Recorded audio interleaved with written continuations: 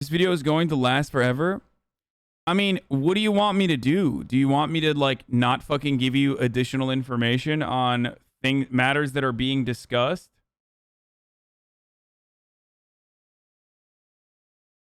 I think that's probably why a lot of people watch me watch videos like this rather than just watching it on their own, right?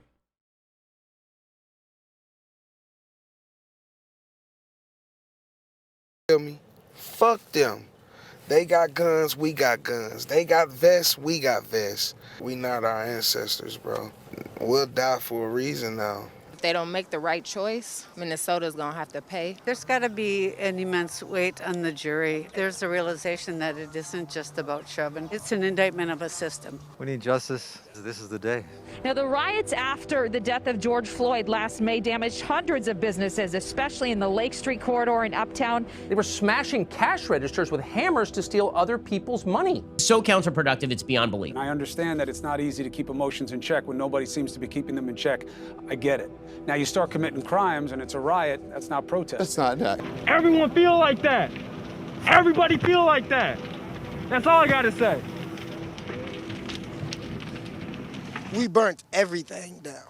And we gonna keep burning everything down, and y'all gonna keep giving out these 20K loans, and we gonna keep finessing the government, folks. Stop killing us. We don't do no harm. Y'all act like we walk around this bitch with bombs. Y'all act like we walk around this bitch armed for no reason. We got a reason to be armed, bro. Only reason why these little niggas got guns, folks, is because they scared of the police, folks. And when motherfuckers start shooting back at them, then they gonna say it's our skin color, it's our motherfucking where we from, bro. They put us where we at, bro.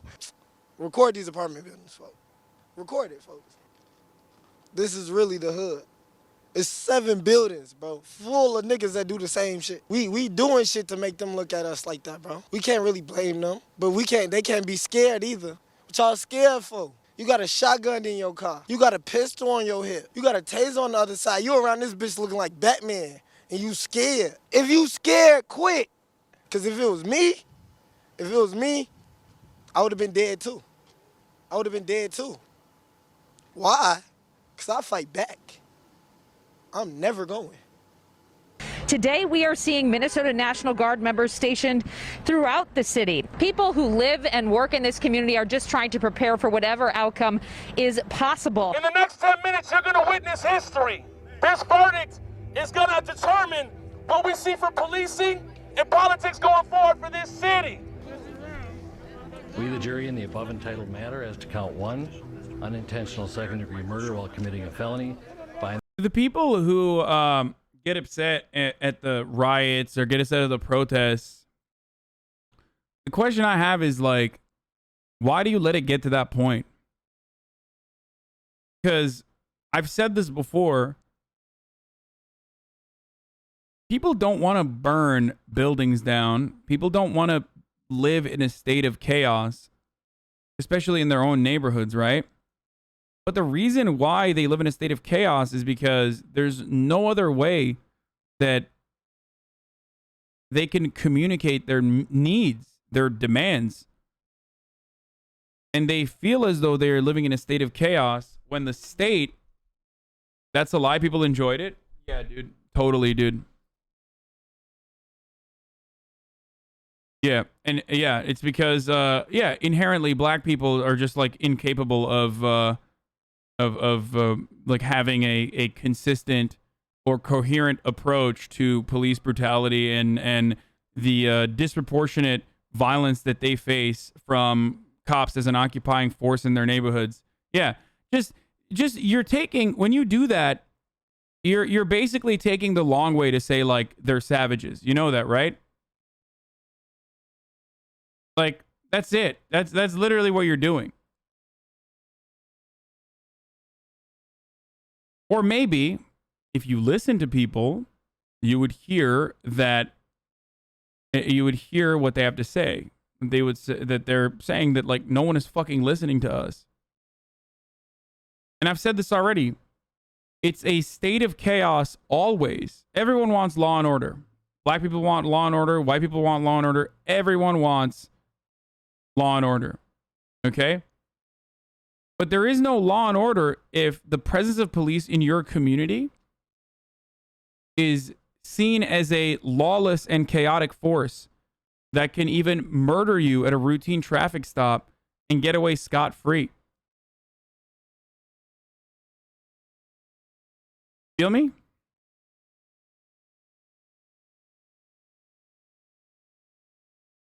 And that's what this conversation is about. That's what these people are talking about.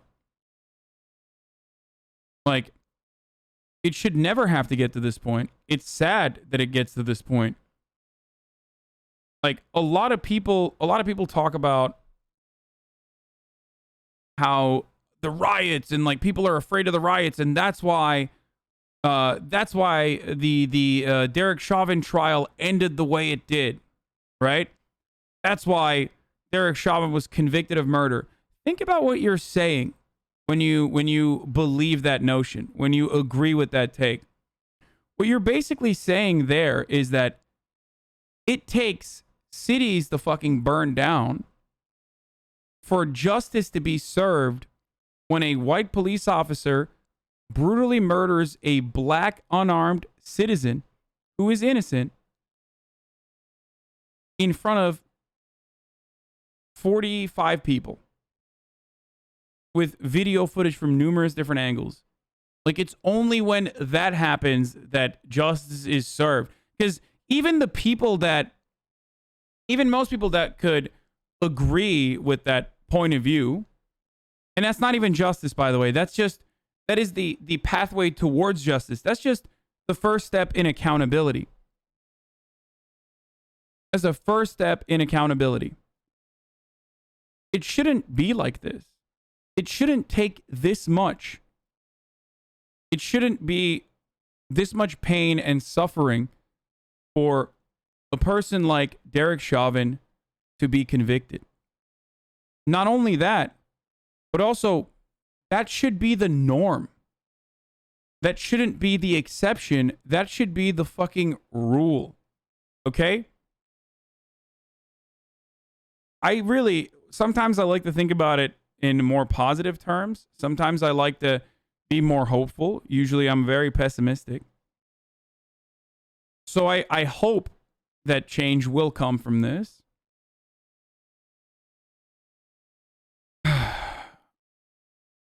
So that it doesn't take burning down your own neighborhood for people to for justice to be served. You're going off on a rant on something else. I said people enjoy destroying shit. That's so dumb, dude.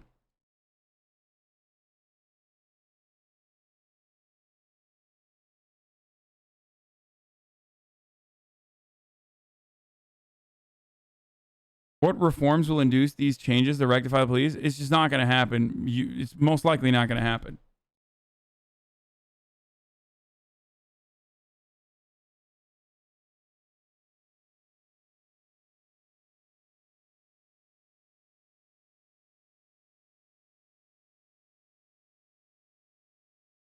And the defendant. Derek Chauvin's been found guilty!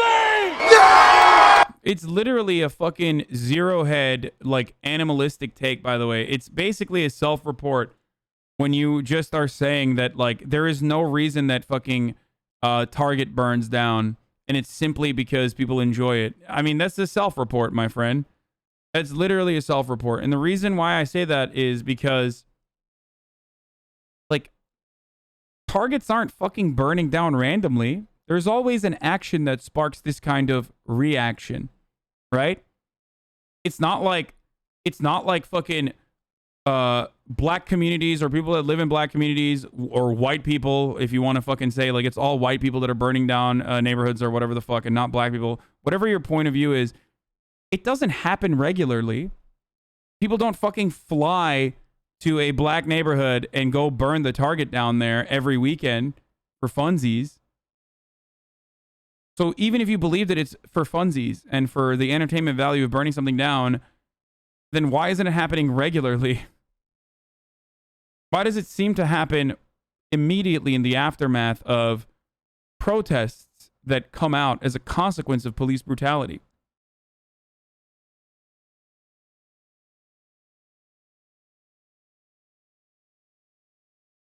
Anyway, I'm going to run this back from here because, sorry, I did a fucking quick pause here. Must be just a coincidence, I guess. See, and politics going forward for this city. We, the jury, in the above entitled matter as to count 1, unintentional second-degree murder while committing a felony, find the defendant. Derek Chauvin's been found guilty!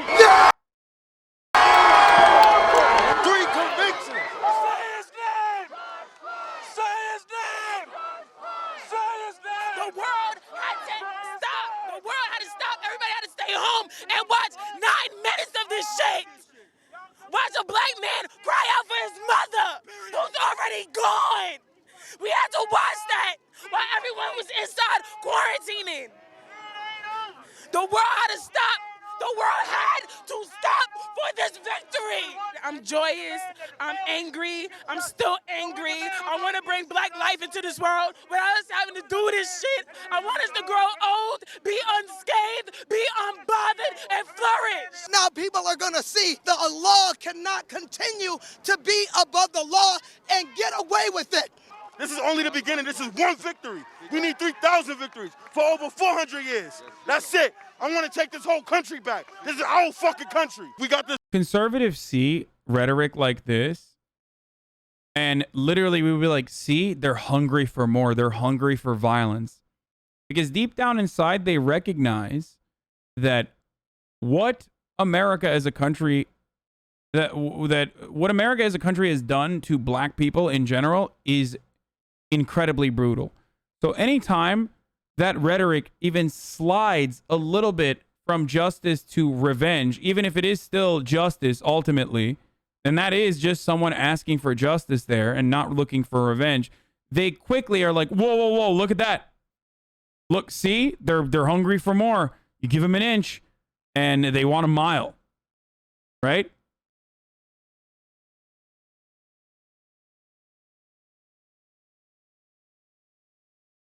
Well, sometimes the road to justice is not an inch, but is literally a mile long. And in the case of equity for black people, it is a mile long. This victory, but now we have to abolish every system in America that doesn't work for black people. And that's every system in America. They gonna get on TV and say that the system worked, but they'll be lying. The system don't work, didn't work. We work. This shows that the pressure of the people fucking works. I'm very much surprised. If you want to keep it honest, this is un-American. He thought he might have got a manslaughter count, but now he's feeling it. He's feeling it. He had to go to jail. He's in jail right now. It's definitely unique. First time in the history of Minnesota. How crazy is that, dude? First time a fucking white cop has killed a black person has gotten convicted, dude. That's nuts, dude. That's fucking nuts. Just think about that.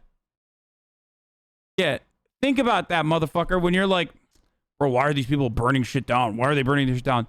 First time, dude. And even then, so many of those people outside of that courthouse still thought he was going to get away. They were preparing that he was going to get away. That's the jail with the clock. Obviously, the prison industrial complex is one of the biggest fucking problems in our country, but I want to see that motherfucker rot in jail. We stepped up because we seen how that shit affected us. Bro, it's all love today. Bro, the reason why it's not going to get buried and your arguments are fucking idiotic and futile is because in an entire video of people describing the anger and the emotion and why they feel like why they feel like they're pushed to the fucking the brink of destruction, self-destruction even, you literally still go around and go, I'm going to avoid every black person that has described their personal feelings and why things are happening in their own neighborhoods, and instead say, there are Reddit videos that I've seen that prove otherwise, so I don't give a fuck. Okay? So that's precisely why I'm not going to bury you. I usually respond to idiotic takes like this to you know, put forward a larger, more comprehensive fucking POV here. But I just want you to truly understand that, like, you know, I'm sorry, sir. I saw a Reddit thread, so you're fucking wrong. Like, without recognizing how fucking stupid you are. Oh, I see how happy people were while doing it. Okay, dude. Hey, 420? Spark that motherfucking shit and turn the fuck up, because history has been made. We won. Fuck you, you guilty bastard! Derek Chauvin's a guilty bastard. He sucks dick. It's the result that we wanted. It's kind of great. It's time to celebrate. Some people say it's not nothing. It is something. Now you have a case that's already been proven. Now you have something to go off. Think about most trials. They always go back to different trials and different verdicts. So now you have some proof. They need to convict all of them, and Kim Potter as well. I don't even talk to my dad like that. My dad just got out of jail. He got out of jail and he called me and he told me my cousin dead. I'm like, how he died? I'm thinking it's some niggas. Nah, it's the police. Who'd you say your cousin was? Dante Wright. Protests on the streets Jesus of suburban Christ. Minneapolis yesterday after a police officer shot and killed 20-year-old Dante dude. Wright during a traffic stop. According to the police chief, who has since resigned, Potter thought she was firing her taser, but drew her gun instead by mistake. The first instinct somebody does when they're scared is they run. You know what I'm saying? If you get into an argument with somebody and you're scared, you're gonna walk away. He knew what type of time the police was on, you know? You didn't even tell my brother what he was being pulled out the car for. You know, if you guys would have been honest, you guys knew who my brother was. It's not right. Is she colorblind? I mean, a taser is bright yellow. A gun is dark black. One's metal, one's plastic. One weighs more than the other. It's not a mistake. It's a murder. You can't tell me a 25-year veteran on the police force doesn't know a taser from a Glock. How do you consciously want to taser someone, but subconsciously you're trying to kill him? I think it's because she was scared. She was scared. She looked him up. Okay, he got gun charges. I get that. But that don't mean you got to be scared. If you scared, quit. What does she fear? What was she in fear of? You got a guy grabbing them. He's just trying to get away real quick. What is the fear? It could be a sweet old woman with her license and registration, or it could be a violent criminal with a machine gun. 26 years on the force, you tell me. If I was to be in that car, that wouldn't have been the situation that would have happened. They would have gave me a ticket and let me go on about my way. Why is that? Because the color of my skin. In the video, you can see the 20-year-old waving around a firearm, holding a bottle of Hennessy, flashing large piles of cash. This is why local news is a fucking is led by demons, by the way. Like, because of this shit, okay? They do this shit straight up to in the aftermath of a violent altercation where a fucking cop straight up murders a black person. They want to fucking add puzzle pieces to try and justify it. Who gives a shit? Who gives a shit if he has videos where he's fucking throwing guns around? Did the cop know that? No. And this used to be the norm. It's not this bad anymore, except for local news. Local news does this shit all the time. Local news does this shit all the fucking time still.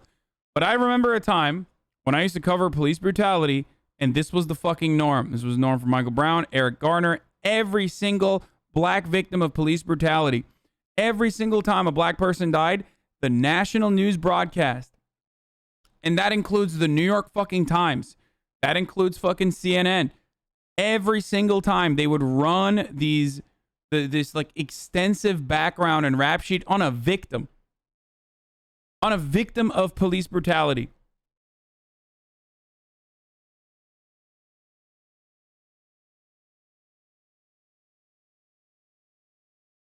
Trayvon Martin. They do it with everyone. They've done it. They used to do it all the fucking time.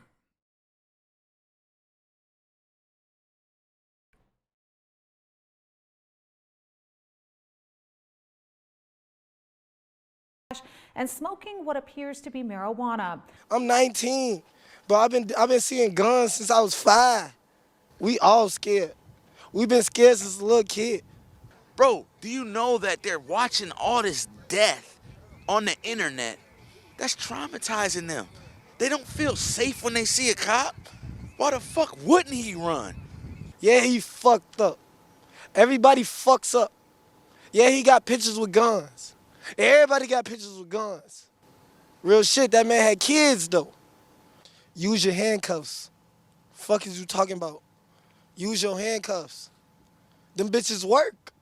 There is no justice. Regardless of if she gets 100 years, 20 years, 10 years, 15 years, there's no justice that served. My brother lost his life.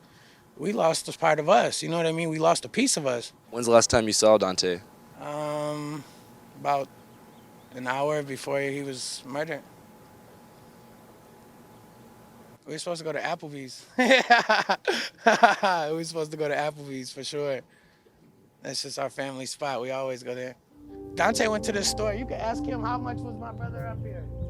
He was one of the most loved persons in this store. We used to love this guy. He comes in, walks around, get his juice, come back here to the front counter, buy kosher. Every time he comes in my shift, if he has 50 cents left or $1, he just buy gushers. Every day. That's one pack. I don't even know. Pretty good. These gushers are for you, bro. We love you, and we gonna stand on their neck till we get justice for you. Damn. That was a good video.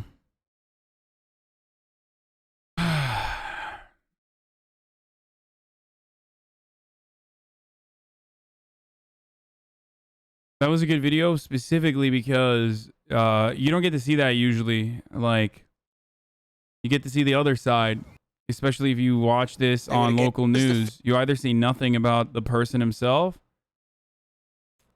the impact that they had, the people that they left behind. You just see like the worst moments where you know, not even the worst moments, just like normal moments that are used to fucking justify someone being brutally murdered.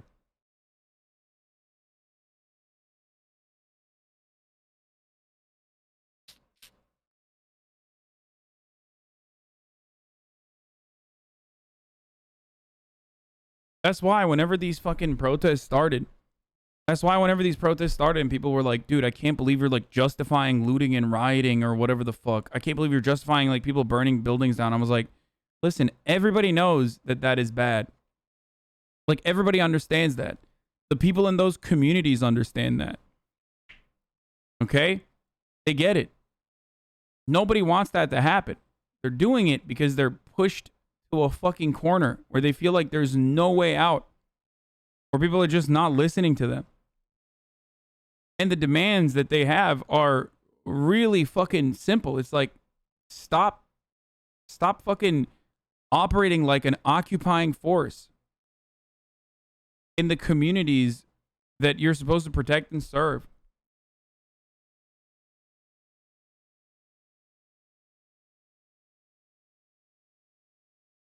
You get it?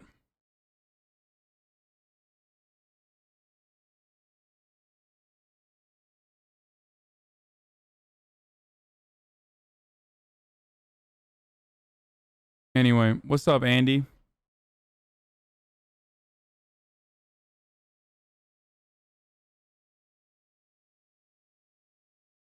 This fucking guy is still trying to thinks that he's making an argument, dude.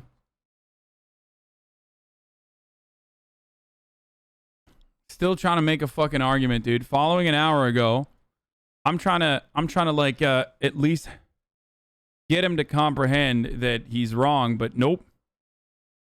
Motherfuckers out here still. Again, you are unable to differentiate talk between the why of something and the action itself. Like, what are you talking about?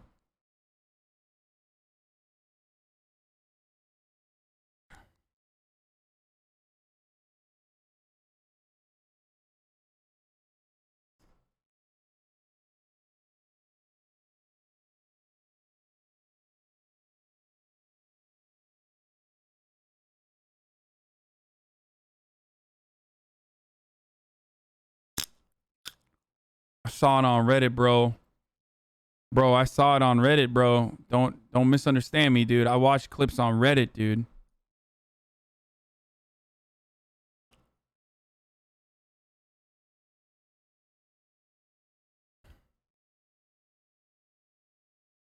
My Pillow guy was on Jimmy Kimmel to get roasted. I don't really care about that. But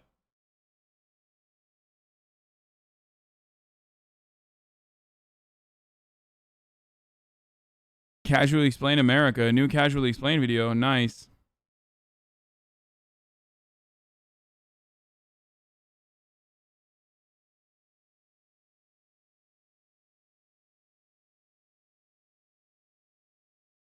I have to pee, and I also have to run an ad. I did not run an ad. It's a Pepe Le debate shitlord trying to walk back his point before because it made him sound like a racist, so now he's walking back to make it seem like he's just meant the actual action of destroying something being cathartic and enjoyable. Oh, okay.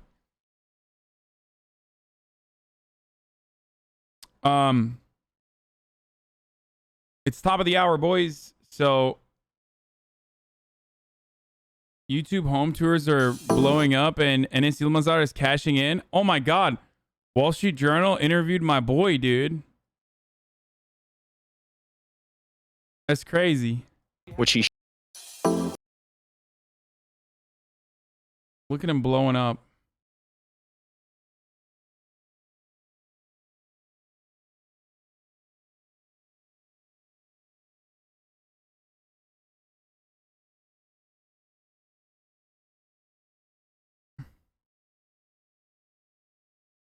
How do you meet people like Enes? He's Turkish, bro. I'm not gonna watch the mansion video right now. I will be. This was a really good video, the Derek Chauvin one. Anyway, I gotta run the ad right now. Top of the hour, every hour. It's time for a 60-second ad break. Okay. You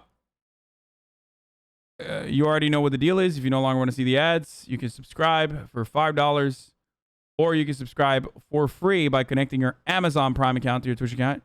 You get one free Prime subscription a month. We're gonna get to some more lighthearted stuff here. So here's the fucking ad break. No. Also, I promised at 40K subs, I was just going to paint my nails black. But then we tacked on fucking Subnautica onto that somehow. When I revealed to my sick freak community that I am afraid of the sea. So now I got to do both of those things. Got to figure out how to do it. Here's the ad break now. And here is the video. I got to pee while this plays. Now, America is known as the land of the free and home of the brave, and while land remains very expensive and most millennials and Gen Z are too anxious to answer phone calls, it's still nevertheless a pretty good slogan. One thing that's rarely considered by Americans, however, is that there are other countries in the world besides America. For example, the other day I saw a nice picture on Reddit where someone was like, "Everyone loved my homegrown tomato salad at our wedding reception," and one comment was like, "You shouldn't be having a wedding reception with dozens of people right now. That is completely irresponsible." And it had a bunch of upvotes. Then a couple hours later, the person responded saying, "I live in New Zealand, but I thought you might have liked to see my tomatoes. I'm sorry." And in a time like this, that really made me think, damn, I wish I was married. And while we're all still envious of New Zealand right now, a lot of people particularly criticize America's response to COVID-19 because 500,000 people have died from a half-assed pandemic response. But in my opinion, the number would be much higher than 550,000 if they had not locked down at all. And frankly, given the size of the country, it's remarkable that only 583,000 people have died so far. Now, while many consider America to be the greatest country on Earth, this is mostly only true in terms of nuclear submarines. Nevertheless, America is known for its political democracy. Political democracy, of course, being the belief that if Cyberpunk barely functions on PlayStation, surely it would have worked great on Xbox. It's for this reason one of the most exciting things to absolutely not be a part of is the American political climate. For example, sometimes I go on Twitter to make sure no one has escaped into the real world, and it's always an eye-opening experience, because there are really only two types of people on Twitter. On one side, there are the ones that think Trump is the Lord and Savior of God's flat earth, and on the other side are the people who think that denouncing a bottle of syrup relinquishes them from their original white sin. Some academics have suggested this kind of division could lead to a civil war, but in my opinion, as someone who grew up with Xbox Live and a microphone, it's sounding a lot more like a Halo 3 lobby than Fort Sumter 1861. For starters, if there was some type of conflict... What, restarted, really?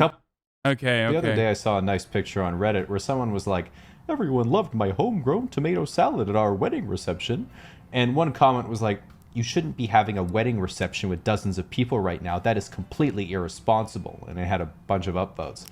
Then a couple hours later, the person responded saying, I live in New Zealand, but I thought you might have liked to see my tomatoes. I'm sorry.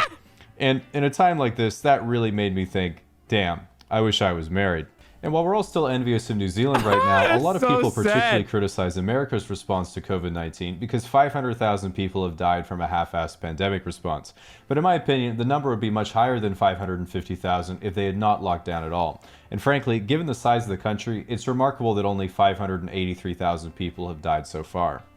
Now, while many consider America to be the greatest country on Earth, this is mostly only true in terms of nuclear submarines. Nevertheless, America is known for its political democracy. Political democracy, of course, being the belief that if Cyberpunk barely functions on PlayStation, surely it would have worked great on Xbox. It's for this reason one of the most exciting things to absolutely not be a part of is the American political climate.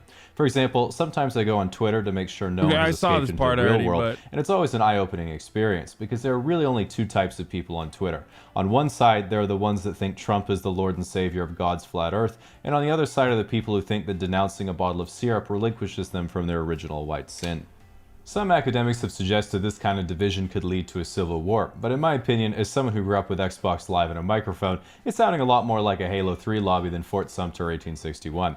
For starters, if there is some type of conflict, it's already a no-brainer who would win. One side collects military-grade firearms as a hobby, and the other side thinks mental illnesses are Poke badges.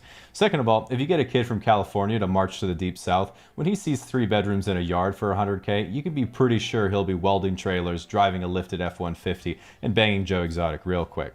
It seems to me if you chop off the two political extremes, basically everyone just wants a good life. But the lives of city-dwelling and rural Americans are so different, of course they're never going to understand each other's perspectives. It's the same story back during the actual Civil War. Even though they were fighting, both the North and the South were ultimately saying the same thing. Black people should be free. Now, one of the craziest things about America is that your drinking age is 21, as opposed to Canada where it's 18 or 19, or Europe when it's whenever you have the balls, or Latin America where laws are just things the police make up when they see a tourist. Now, a lot of people think it's ridiculous that you have to be 21 to buy alcohol, but personally, I think it makes a lot of sense. If my neighbor was some 18-year-old kid, and I saw him in the yard dual-wielding akimbo P90s and obliterating a paper cutout of his ex-girlfriend taped to a sandbag, I'd think to myself, well, good thing he isn't drunk. So, as a Canadian, in my opinion, one of the best things about America is that most people are unusually friendly. Like here in Canada, we mind our own business at all times, unless we minorly inconvenience someone, in which case we apologize profusely for ruining their lives.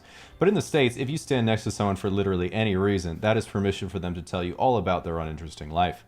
So, one of my most American experiences was when I went to Disney World, and I was waiting in a fairly long line for a churro, and I think chat just is now realizing that black people should be free joke.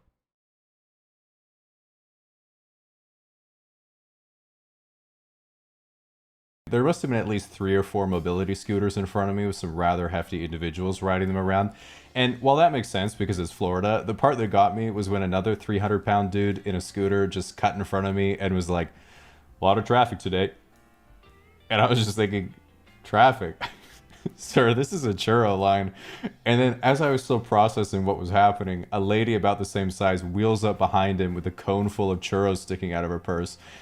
Yes, free as in no cost, as in slave labor.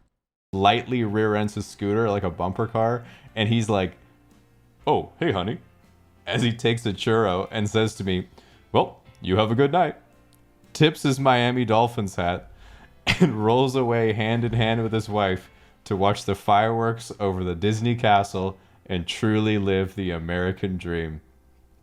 So anyway, that's my argument against universal healthcare. Now, let's say you want to get out of America, but you can't because there's a wall. Instead, you can use ExpressVPN to reroute your connection to nearly any country in the world. Oh, God. For example, I mostly use ExpressVPN to connect to other countries like the UK or Australia to watch shows I normally couldn't, like South Park or Top Gear. But you can also watch thousands of other TV shows and movies. In addition, if you're working from home, it makes sense that you wouldn't want anyone spying on you while you're doing your job. Unless you're into that. And even if you're using incognito mode, you're not completely safe, and your ISP can still legally sell your data. But by using ExpressVPN, you're just an easy. Hey, Vsauce! Michael here. Where is your mind? Is it in your head? I mean, that's where your brain is, and your brain helps you remember and Dude, new Vsauce, boys. New fucking Vsauce, boys. What are we doing right now? Is this good? Should I watch it? Is it Michael here, dude?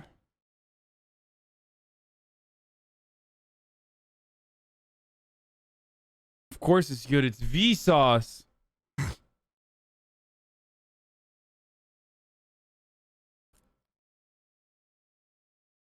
No, he's Bill Gates shilling.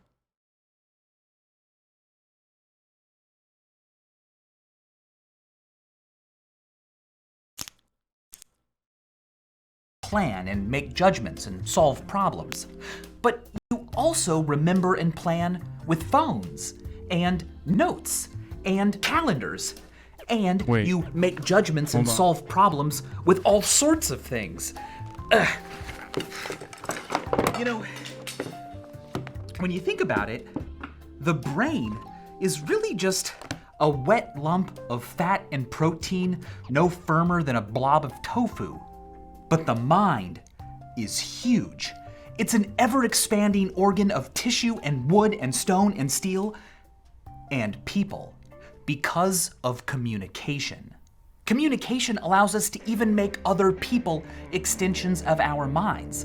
We can access their memories and perceptions and knowledge by simply asking. Or not. I don't need to learn how to fix a car and practice medicine and vulcanize rubber or remember everything. Other people are doing that for me just as I do things for them.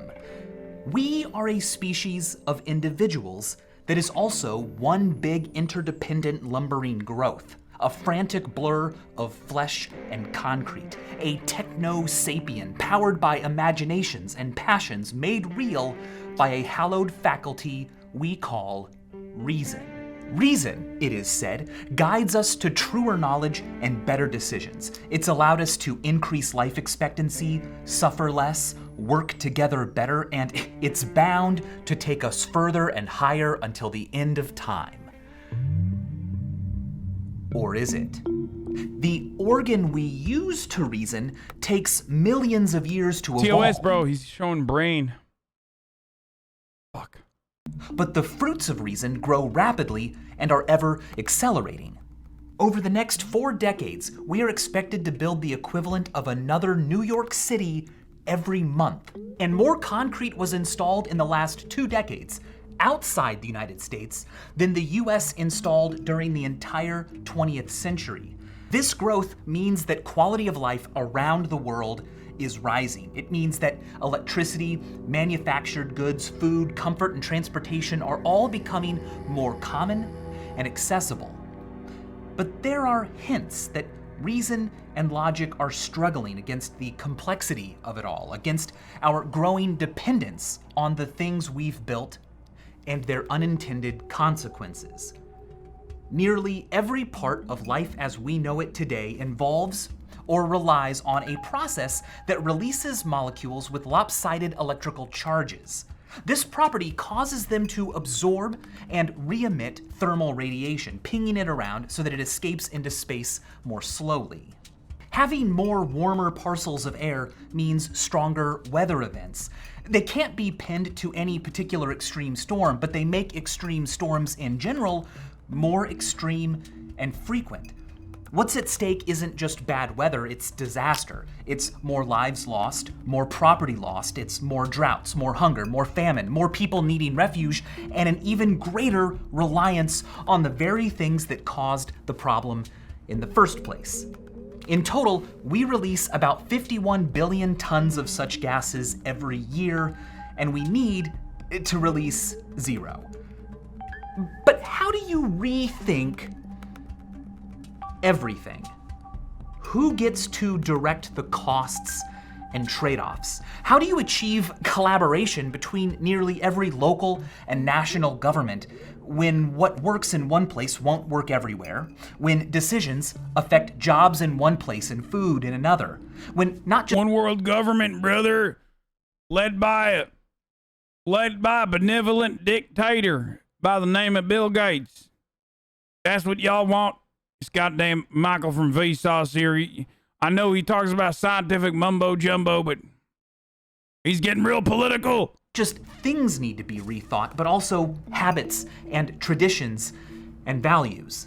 How do you achieve consensus when a problem isn't obvious to the senses, is far away in space and time, requires solutions that affect people in different ways, and as a product of science always carries some uncertainty? The philosopher Timothy Morton calls something so massively distributed in time and space, and so viscous, so sticky that it adheres to all that touch it, a hyper-object. Every civilization that grows at the speed of reason must at some point face hyper-objects. Thank you, Free Guac. In fact, the fact that we still haven't found evidence of intelligent life beyond Earth has been brought up as evidence that some sort of great filter might exist that few civilizations manage to get past. That a hyper-object like our impact on the planet might be such a great filter is not a new idea. What it might take to solve it is the topic of Bill Gates's How to Avoid a Climate Disaster. And I decided to do this video in partnership with him and his team because the way we deal with hyper-objects reveals a lot about the mind. It's easy and common to think that we would all be better off if everyone was just more rational, right? But what if reasoning wasn't built for what we've become? Let's begin by looking at behavioral inertia. Behavioral inertia is the tendency to keep doing what you're already doing, status quo bias. It can be a frustrating bias if you desire change, but its origin isn't a flaw. If an organism has managed to survive long enough to reproduce and provide and care for its offspring, then the state of its world was sufficient for its genes to spread. That's all it takes to persist. The types of organisms we see around us will naturally be those that managed to persist and didn't, after reaching that point, rock the boat too much. So behavioral inertia can help slow down the accumulation of unintended consequences and the loss of ideas that work, but it can also slow down innovation and adaptation. If the environmental impacts of our society were more immediate and unignorable, it wouldn't be so tempting to apply this inertial brake. But emissions are invisible. And by the way, this description is the, I guess, philosophical basis of what a more five-head way of making the argument that I make all the time about how hard it is to combat climate change. And that same principle can also be applied to tax cuts as well. Like, policies that revolve around climate change are impossible to fucking push for because you don't see the immediate impact of it. The long-lasting, tangible consequences of anthropogenic climate change are always pushed aside to the future. Same with fucking tax cuts. And as a matter of fact, tax cuts are even worse because the immediate consequences of tax cuts is that you get fucking, $10 back in your pocket. So you think you actually won something. And their consequences aren't immediate or local. They impact future people and people far away, those who are different from us, poorer than us, people we will never meet. This may be one of the first challenges advancing civilizations face, wielding not just the power of technology and distributed cognition, but also the responsibilities. Extending the mind is really cool, but whether or not a species can extend their empathy might be a great filter. Surely, reasoning will allow us to do that, right? Well, what is reasoning? Well, reasoning is a way of making inferences. An inference is a piece of new information extracted from the information you already have. Now, we make inferences all the time. Every living thing does. For example, we don't have measuring tape tentacles that shoot from our eyes. And what actually enters our brain is just a 2D image, but nonetheless, our brains can infer depth by attending to cues like stereopsis, occultation, perspective, parallax, size. Now, when this happens, we accept it as reality. We aren't aware of the visual processing that made it possible, and we don't have to be. If, however, we do consciously consider why a certain conclusion was reached, well then, boom, that's reasoning.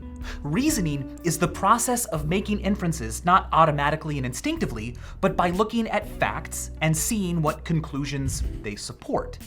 When Eratosthenes calculated the circumference of the Earth to within a percentage or two of the value accepted today, he didn't do it by measuring the Earth, and he didn't just perceive it as self-evident. That's why it's fake, brother. He was wrong, and so are the scientists. Unless you literally bring out the tape. Roll out the tape, motherfucker. I won't believe it. Evident. No, he inferred it from what he knew about. Is this the longest way to say that conservatives are incapable of engaging in reasoning? Is that the argument basically? That reactionaries are brain dead? Here you go. I summarized the 30-minute Vsauce video for you guys. Shadows and how long it took camels to move. Stories like that make it easy to believe that reasoning evolved. Absolutely not the argument. Okay, I know. I'm making a fucking joke about it, okay? I'm making a joke and tying it back to something that is relevant to me. If you had the capability of reasoning, you would recognize that. It supercharged our cognitive abilities. I mean, it clearly moves us towards truer conclusions, better decisions, and knowledge no other species could infer. Attempts to describe the rules of good, orderly reason became logic and mathematics, concepts so general and abstract that while we were still animals, armed with them, we were no longer beasts. But that's the rub, isn't it? If reasoning is so great, why are we the only species with such a sophisticated grasp of it? And if its purpose is truth and good judgment, why don't we all agree on everything? It's tempting to think that disagreements happen because, well, I am being rational, but those who disagree with me are being irrational. Ugh! If only people would just use logic and reason. What's happened to the world? Well, that's a fair complaint if you're arguing over logic puzzles, but the You're world a fucking annoying is not debate lord. a logic puzzle. This, however, is one. Paul is looking at Mary. Mary is looking at Peter. Paul is married. Peter is unmarried. Is a married person looking at an unmarried person? Yes, no, or not enough information to decide? Think about it. The answer is yes. You may have thought there's no way to know because we don't know if Mary is married. But look, she either is or she isn't. And if she is, well then she, a married person, is looking at Peter, an unmarried person. If she isn't, then Paul, a married person, is looking at her, an unmarried person. So no matter what Mary's deal is, the answer will be yes. When people get this puzzle wrong and the correct answer is explained to them, they almost always immediately see why it's right and change their mind. Absolutely not, brother. I didn't understand it, and fuck you! No, motherfucker, fuck yourself.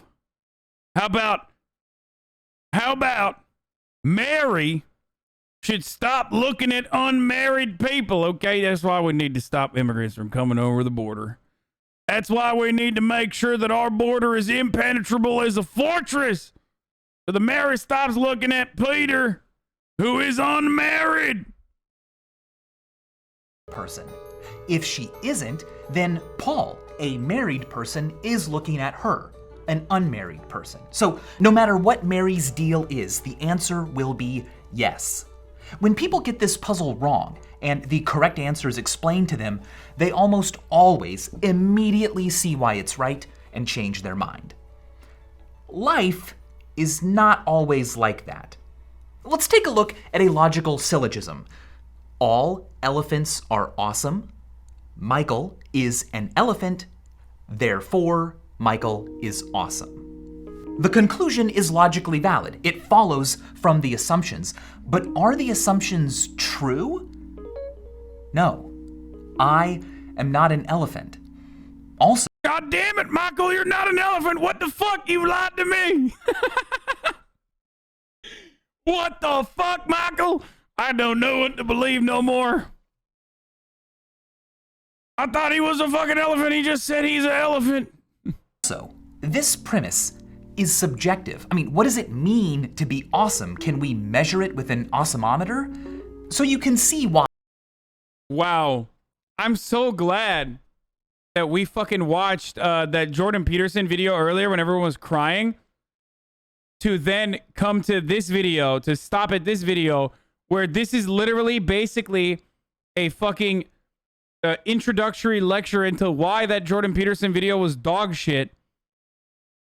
Why, when analyzing something like our impact on the planet, logic can only be a partial It's tool. literally like debunking the previous video that we just watched, the Jordan Peterson one, and why it was dog shit. I hope that all the Peterson fanboys that were sitting there were able to sit through the police brutality video that we watched in between, so that they can fucking get their, you know, like philosophy 101 logic lesson. If some people have more to lose than others, who gets to decide which assumptions are fair? Still though, it would seem that reasoning should be able to help here. If each of us would just attend only to the facts, surely we'd all recognize the same reasonable approach. Problem is, that's not how reasoning works. Since the scientific study of human reasoning began about 100 years ago, it has been found again and again that not only are we bad at reasoning, lazy and biased, but we actually seem almost programmed to be bad, like the flaws are intentional. In an episode of Mindfield, I once used a magician to pull off a little experiment. He asked people to look at two faces and choose which of the two they would prefer to work with, placing their preferences in one pile. This is so stupid. Please stop doing this. And those they rejected into another. Then, the pile of people they picked were shown again, and each person was asked to provide a reason for why they chose that person. But with a little sleight of hand, the magician managed to sneak in some of the faces they had just rejected. Amazingly, the majority of people didn't even notice the trick. Not only that, they were able to effortlessly explain the reasons behind their choice. A choice they never actually made. Remember when we used to watch all the Vsauce videos when they were free? And I would get mad because the premise of every Vsauce video was just like duping people, okay? Michael is a sadistic fuck who loves just tricking people ultimately.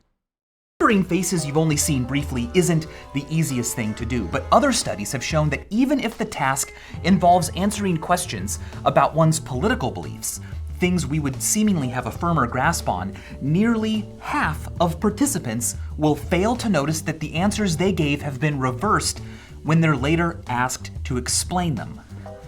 Point is, we seem practically built to give reasons for whatever we think we must, and not the reasons we actually used to reach a conclusion. What if we don't even use reasons to reach conclusions? Well, let's talk about intuitions. Our brains have evolved over millions of years to react to the world around us in brilliant ways with little to no input from us. For example, when you notice that someone is upset, you don't consciously think, okay, so, their eyebrows are kind of in that position and their speech seems curt, their posture is, these are all reasons to conclude that they are upset. No, instead, the belief that they may be upset was just apparent. You intuited it. You know it without exactly knowing how you came to know it. The mood-recognizing parts of your brain operate in a way that is opaque to your awareness. But if someone asks you, why do you think they're upset? You can nonetheless produce all sorts of reasons. Some may have actually been the ones your brain attended to, but they're all just guesses. Instead of using reasoning to come to conclusions, we use conclusions to come to reasons. Now, to be fair, we can go the other way. We love puzzles, and when we don't have a strong intuition either way, we can sit down and mull over various reasons to think one thing or another. Our love of puzzles suggests that reasoning has a survival value. Organisms that found it pleasurable would be more likely to use it. But when we reason alone, even when we have no motivation to reach any particular conclusion, we still exhibit deep biases that seem less like mistakes and more like features. For example, it's been shown that between two otherwise similar products, people will prefer to buy the one with more functions, even if they don't want those functions, never plan to use them, and think they're all pointless and overly complicated. Why?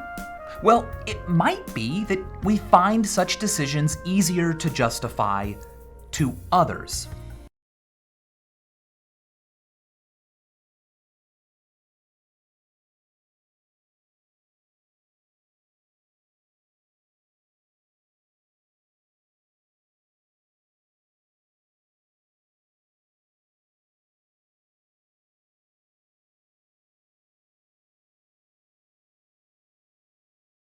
You all right, dude?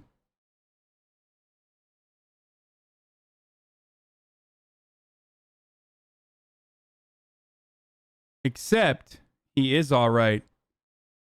And not only is he all right, but he's right. He says, run the Mads, bitch. And guess what? I might not actually watch All Def Best Juice. I don't know what the fuck that is. But I will be running the Mads, bitch, because it is top of the hour every hour. It's time for a 60-second ad break. You guys already know we're going to continue with this Future of Reason video, but if you'd like to no longer see any of these ads, well, you know, you can subscribe.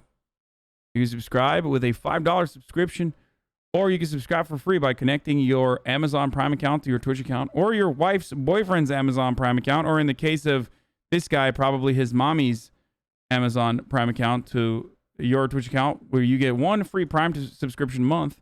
Here's the fucking ad. Now, I know I ran an ad earlier, but that's because I ran an ad late. Here's the ad break. No! Let's keep going. We won't wind up being potentially embarrassed when someone asks why we didn't get the product with more functions.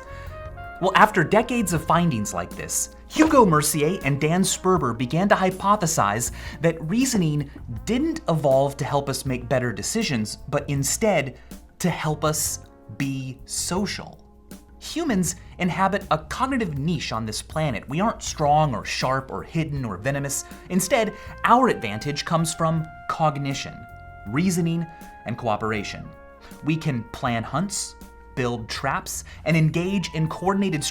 And it's wonderful because, and I'm going to tie this back to political ideologies again. As I've said before, libertarianism in America is basically just saying no to all of that. Like everything that Michael just described about what makes humans great or different or unique, our cooperation, adaptability, the fact that we've been able to build civilizations and society as a consequence of reasoning, and again, collaboration. Libertarians are like, nah, it's all about me. People really took being selfish and turned it into a political ideology. American libertarians. Strategies that can be tested and modified on the fly, not by millennia of evolution. Reason allows us to do those things. It's hard to convince people that your intuitions are true, but if you can give reasons for them, it's a whole heck of a lot easier to convince people that you're right. Being able to argue over what the best thing to do is vital when it comes to coordinating action. Reasons also allow us to justify ourselves in the eyes of others, to explain who we are and express the kinds of reasons we like, what others can expect from us, and what we will likely expect from them. This social theory of reasoning helps explain why two people can earnestly and rationally arrive at two different views. They each have their own unique brain and values and dispositions and experiences. YouTube really takes, like, YouTube will unironically take, like, a class on logic and turn it into a fucking YouTube video, and we just sit there and 40,000 of us just watch it.